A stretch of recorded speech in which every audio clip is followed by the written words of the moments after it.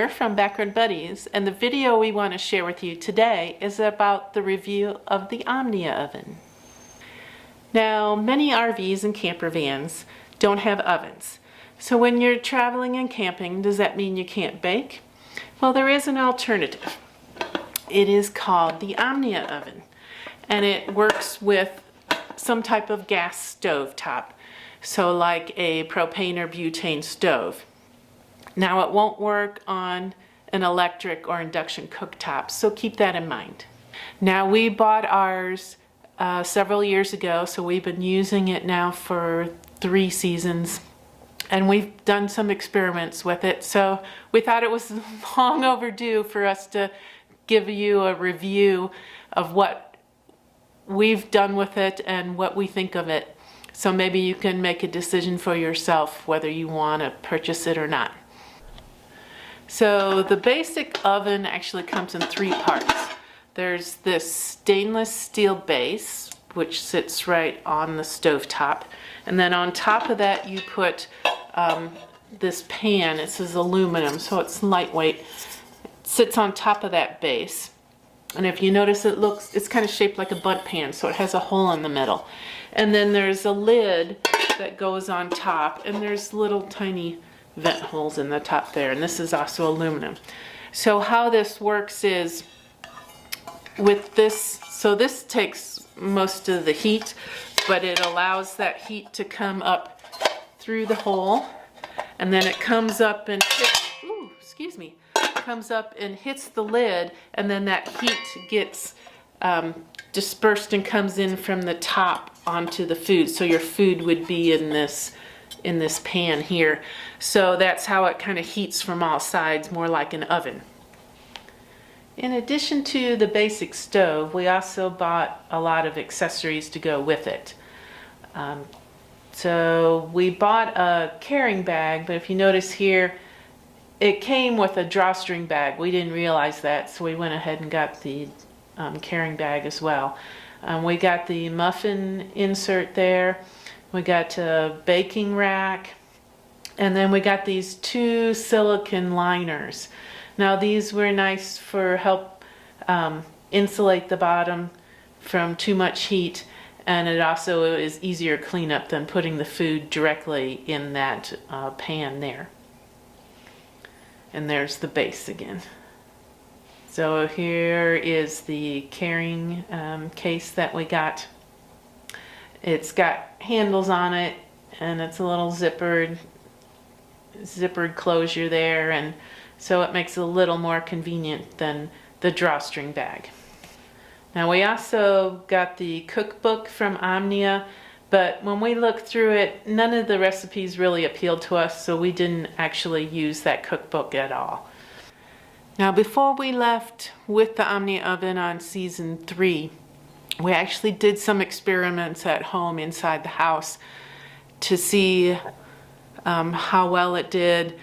We also had some questions like how much fuel does it take to bake something, and how much time, and those sorts of things, and how hot it actually gets inside the Omnia Oven. So we did some experiments using our butane camp stove, but inside our kitchen, so we were at room temperature and controlled environment. So in order to compare how much fuel it uses to bake with, we wanted to compare it with other things that we normally cook on the road. So we figured out how much fuel we used to do normal things that we cook with by measuring the butane canisters before we cook something and then after, and figuring out how much we used. And what we kind of discovered as a side note was pasta, you know, once you account for boiling the pasta and getting it to cook, was really one of the longer and more fuel consuming items that we would cook on a regular basis.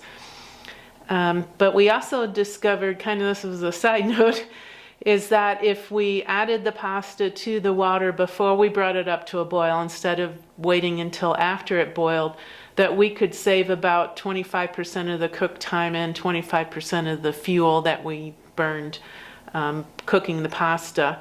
Now some people might say they could tell the difference in taste and texture of the pasta, but we didn't find it that noticeable. So that's actually how we cook pasta now to save time and fuel.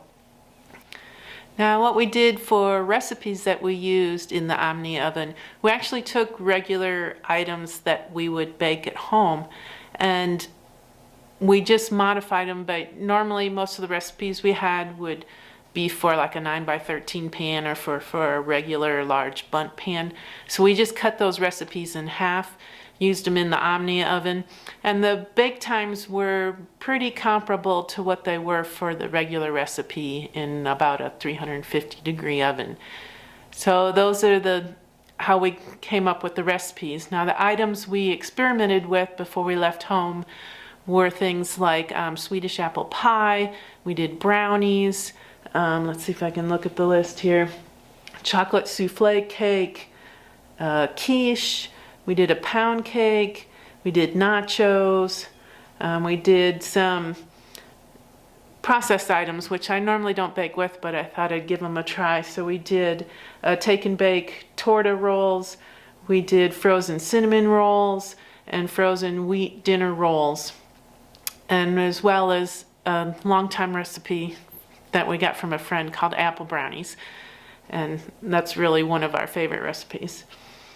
Now you would think brownies would be one of the easiest things to bake in there, but we found that to be actually one of the most difficult. The issue seems to be the temperature inside the Omni Oven is not even. So it's a very uneven bake, and we struggled with getting the center of the brownies done, well, at least done enough. It's always nice to have them a little gooey anyway, but getting them done enough without burning the bottom or the edges. So we actually made 5 different attempts. First off, we just put it in one of the silicone liners in the bundt-like pan and did it that way. But that actually ended up burning them on the bottom, as you can see there. Then we tried with both liners in there, and we managed to get it where we didn't burn it, but then it wasn't really very done in the middle. And actually it looks kind of dark on the outside as well. So then we tried shielding the outside edge with aluminum foil to try to protect those brownies from burning. And that seemed to help, but it still wasn't the greatest. So then we went to the muffin ring and actually did the little brownies in the muffin ring, and that seemed to work the best. It helped really protect those outside edges from burning, although it did take a while to try to get them done enough so they were cooked in the middle. Now, as we were doing these experiments, we tried to measure the temperature inside the oven. It was a little tricky because the temperature probes we have are actually designed to be stuck inside food, not to measure the air. But it did seem to be that when we had the butane stove on, the minimum flame would usually got up and held a steady state around 350 degrees.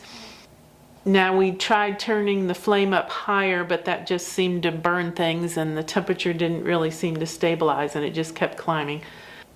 For most of the items we would cook it on the minimum flame setting on our butane stove.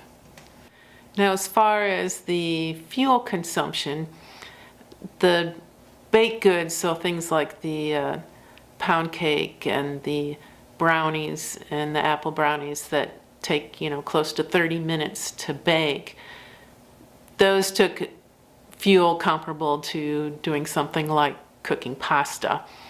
However, some of the items were a little faster, like some of the frozen bread rolls would be done in like 7 to 10 minutes, so those actually used, of course, less fuel and less time. So those actually worked out a little better from a fuel consumption, although we didn't really care for most of the rolls.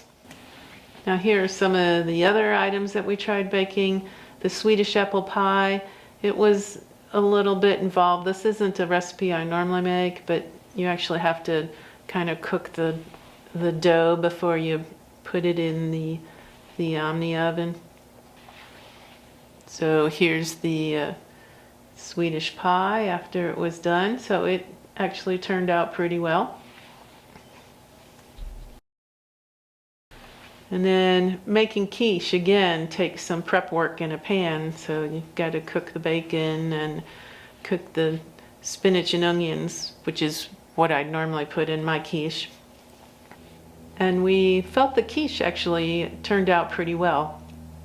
And when it got cooked thoroughly, as you can see, it's not jiggling there. And it got a little crispy on the outside, but it was actually pretty tasty.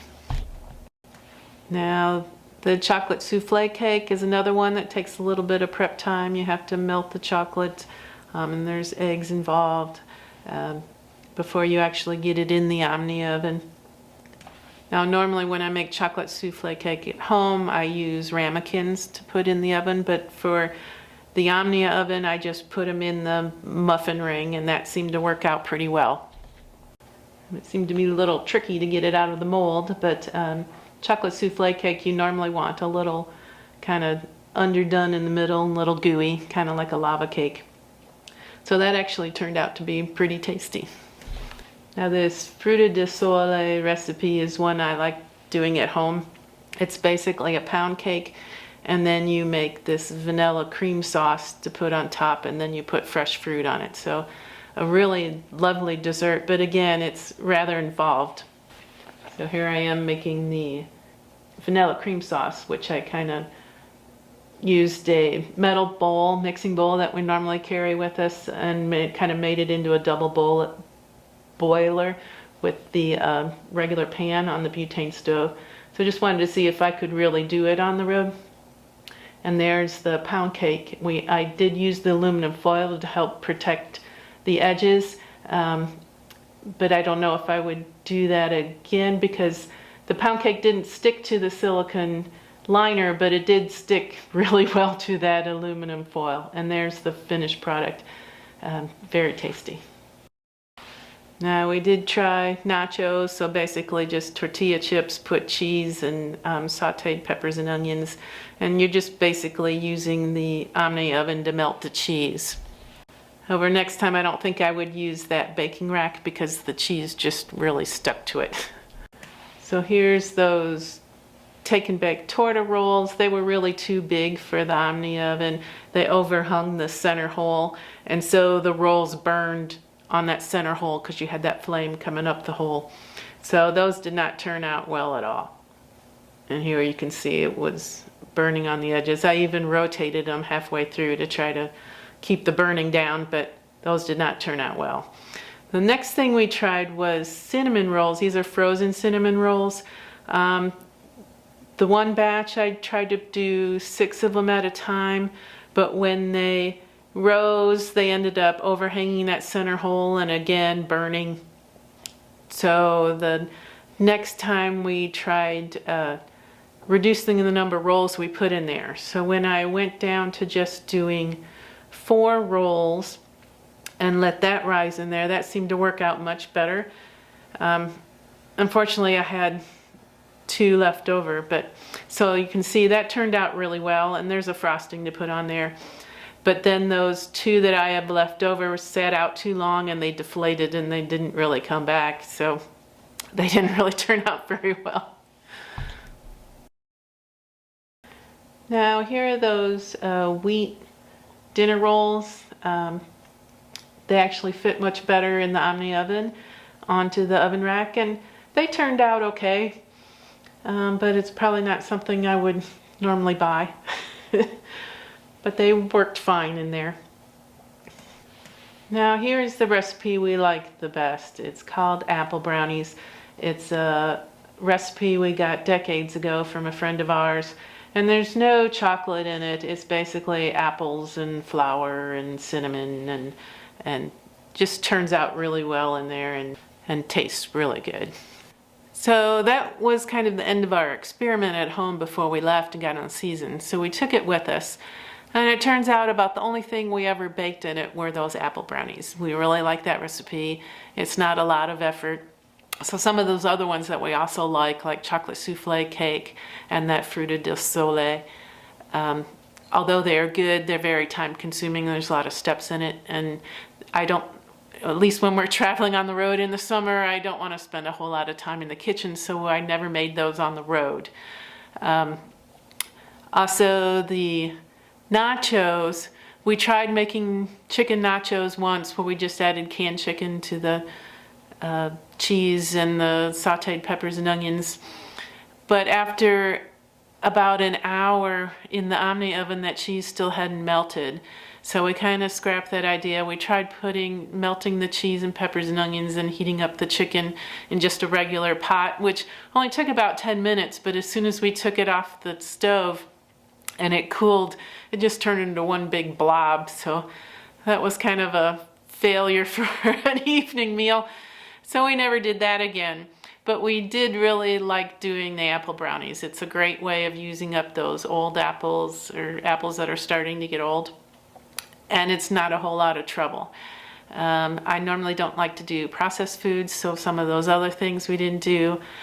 Quiche turned out really well, but again, it's so much easier when we're on the road to do an egg scramble, which is almost the same ingredients, but it just cooks a lot faster, it's easier to deal with, and takes a lot less time. So we didn't do quiche either.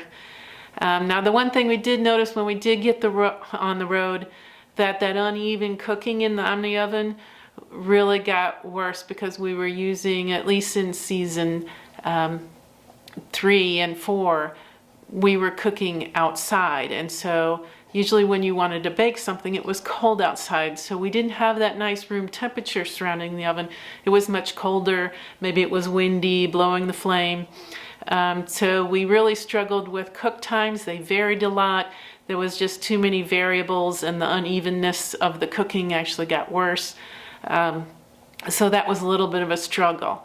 Now, we did notice that Omnia now offers a temperature thermometer that goes right on the Omni oven. Now that would probably help because then you could tell how hot it was getting inside that Omni oven and be able to adjust things accordingly.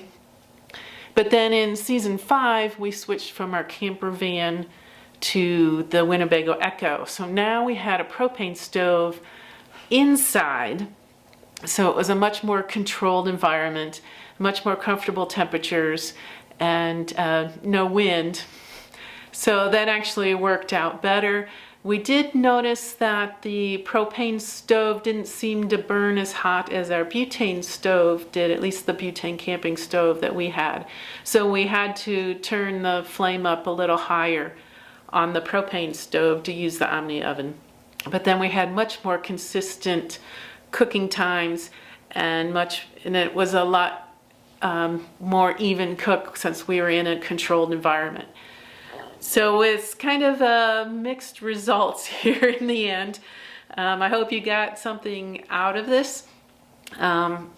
So is an Omnia oven worth it? If you really want to bake something, there's not a whole lot of other options out there if you don't have an oven. But there are, just be aware that, you know, it's not going to bake like your oven at home. It's going to be different. It's a little more uneven. So you have to deal with that. And it depends how much effort and time you want to spend baking. So that's kind of a choice you have to make. Are we going to still carry the Omni oven? Yes, we are. Now, will we do something else besides apple brownies in it? I don't know. We might if we come across something that we might want to bake, but maybe not. But just carrying it just for the apple brownies, for me, it's worth it. For others, it may not be. I know there's other YouTubers out there that use it a lot more often than we do, like the From She to Me YouTube channel and Where the Russos. They use the Omni oven a lot more and do things like cornbread and some other things. So if you want to check out what they do, that might be worth it. But just thought I'd kind of present how we use it and what we have found. So is it, you know, the silver bullet for baking on the road? No, but it does work, and it depends on your situation whether you want to carry it with you or not. So I hope this helped. Thanks for watching. If you want more details, look in the description below for a link to our related blog posts, so check that out. And if you haven't already, please subscribe. We'd really appreciate it. Ta-ta for now.